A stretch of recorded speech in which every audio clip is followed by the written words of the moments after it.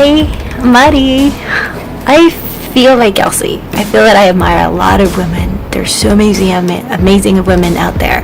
But if I also had to choose one, I would choose Pura Belpre. Pura Belpre was the first Latina librarian to work in the New York Public Library system, and this was in the 1920s when the United States was going through the Great Depression. So a lot of people needed library services, as they still need them today.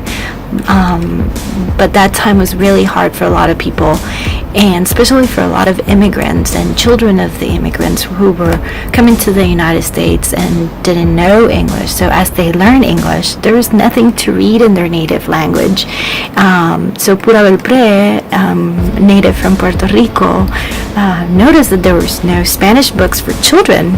So one day she just sat down and wrote them herself, and she actually became the first Latina to ever in history have published children books with a mainstream publisher. That's very rad right there. And another thing very incredible that she did was to take books outside of the library and go to anywhere from Harlem to the Bronx to Brooklyn to read to the kids in the streets. So she took the library to the streets, to the community, and that makes her an incredible rad woman. My rad woman is Whoopi Goldberg. You gotta be rad to rename yourself Whoopi. But since I've been here back in St. Helena where I grew up, there's a woman that really inspired me when I was young here, Donna McCormick. She was my teacher and my coach here at St. Helena High School.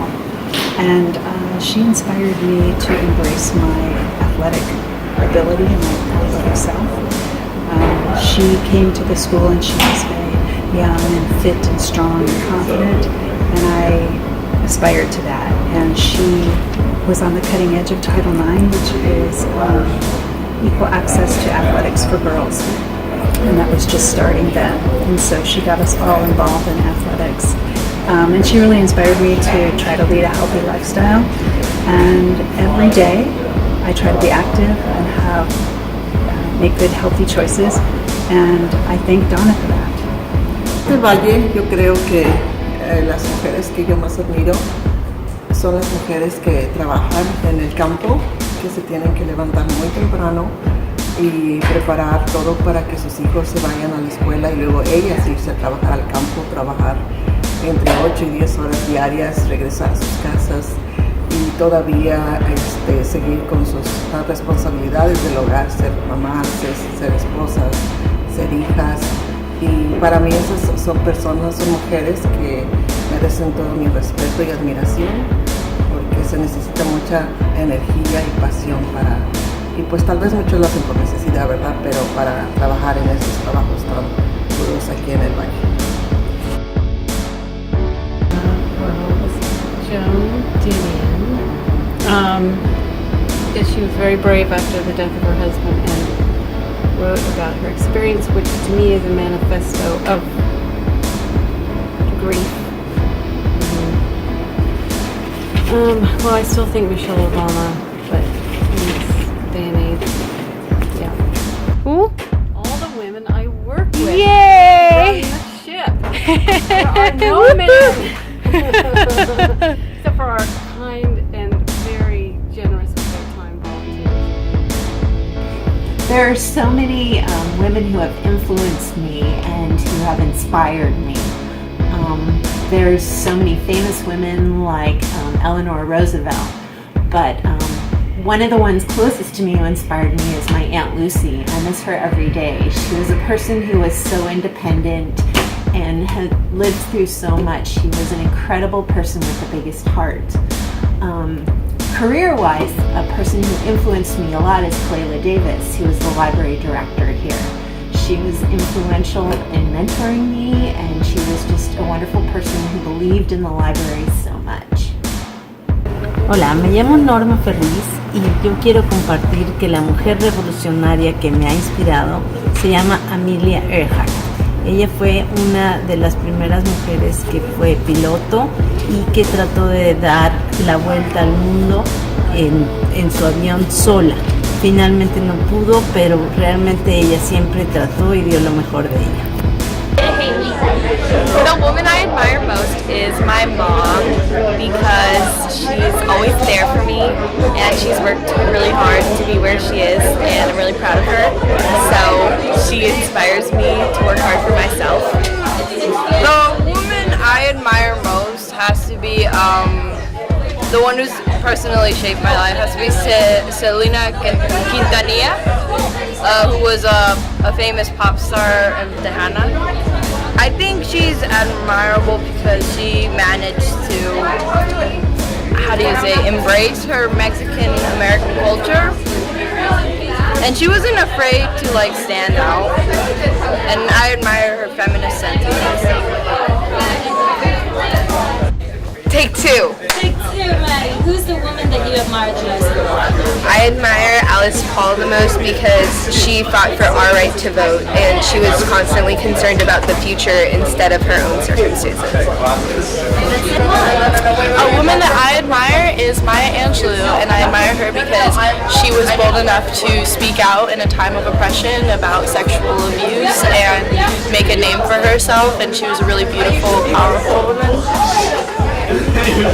The woman that I admire the most is Fergie because she has a great talent of singing and she is very unique in many different ways, and I mostly like her in the Black Eyed Peas, and my favorite song from her is Glamorous. I chose Ruth Bader Ginsburg because she has worked her entire life to protect and support women, and she'd worked in gender issues, and she's the first person in 1971 in Reed versus Reed who applied the Equal Protection Clause of the 14th Amendment to extend to gender issues and sex discrimination, which I think is amazing.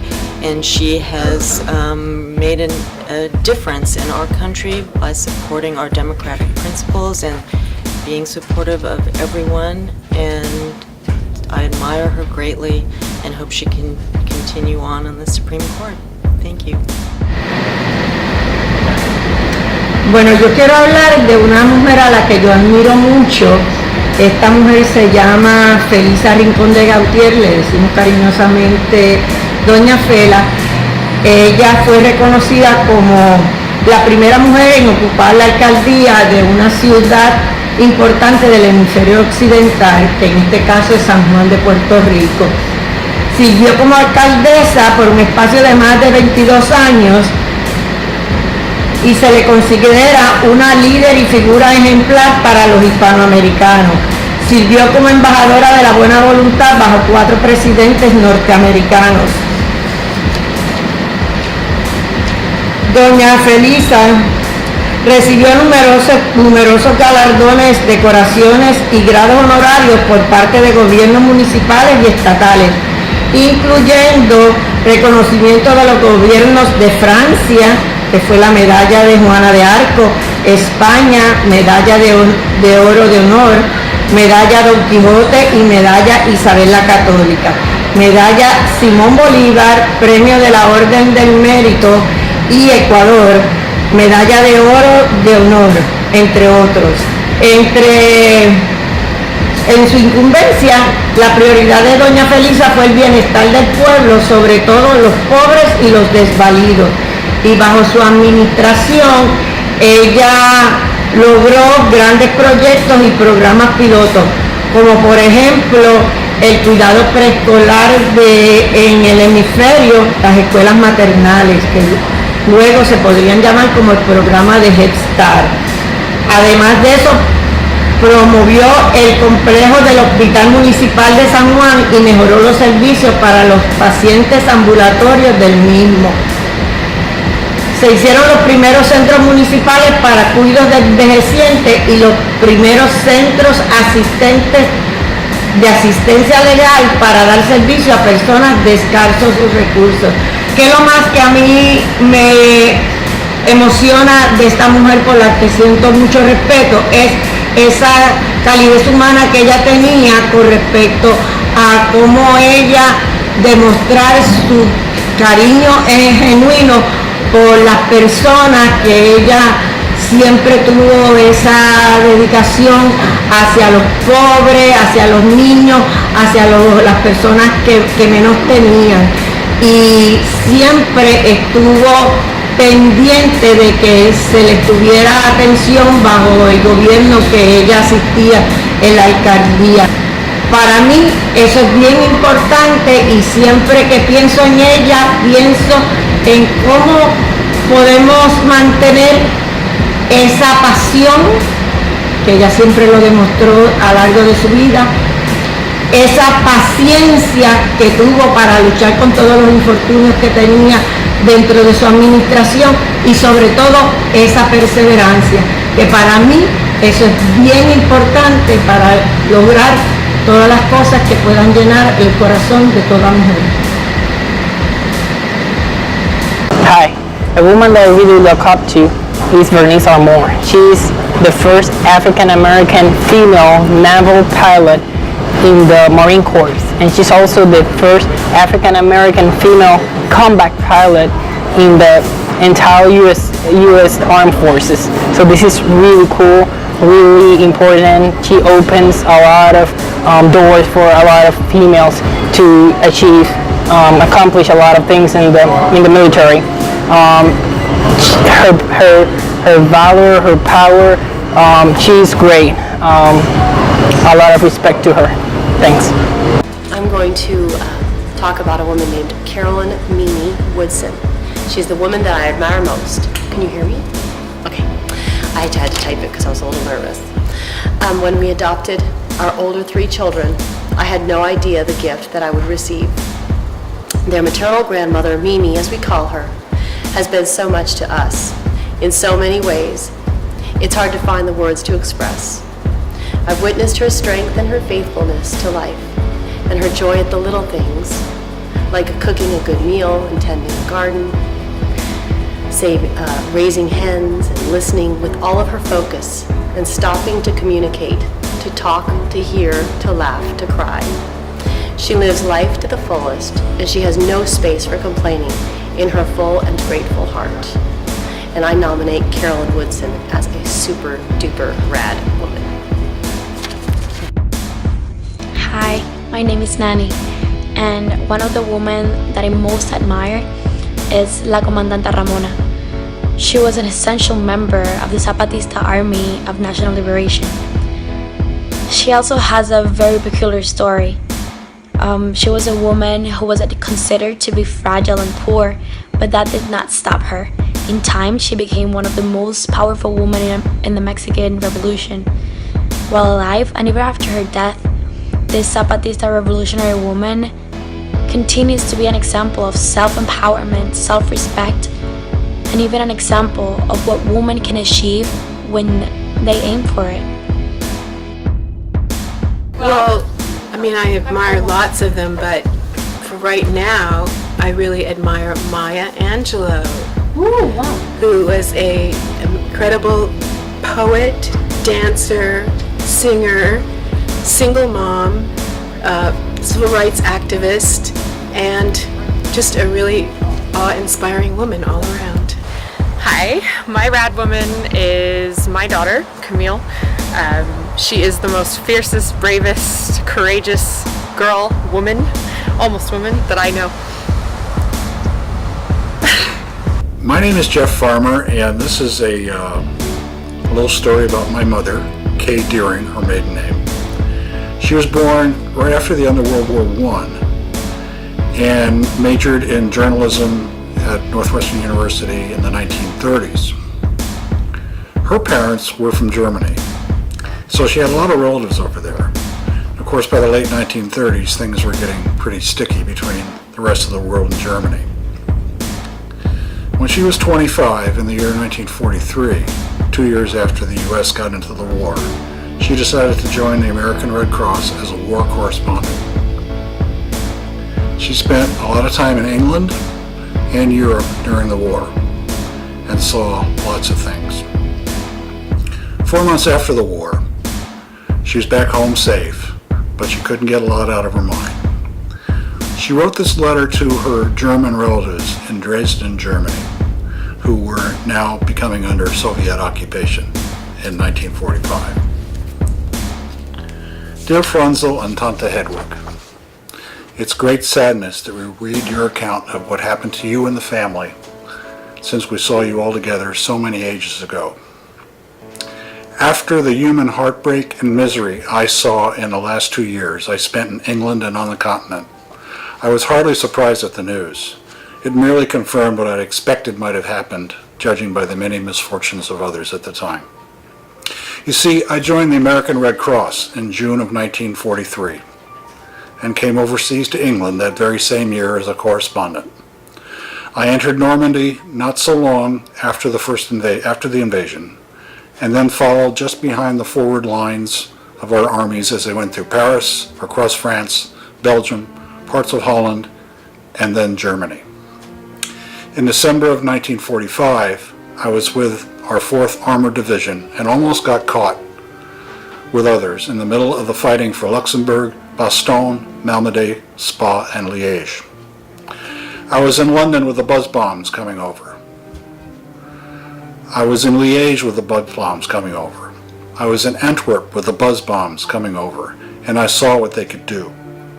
I saw the wounded men in the hospitals in Liège lying terror-stricken on their cots with their helmets on, cowering when the bombs cut off overhead, and shrieking that they wanted to go back to the front lines, where they at least might have a chance to get out from under. I've been back home now since last fall. I've come back to my old job, to my mother and father, who are both well, thank God, to safety, security, good food, and sleep. But I can't forget what I have seen. The thousands upon thousands of hungry, dirty, homeless people jamming the roads leading out of Germany, all desperately trying to find some way to get back to their homes. I saw many of the concentration camps and the unforgivable condition the people imprisoned there were in.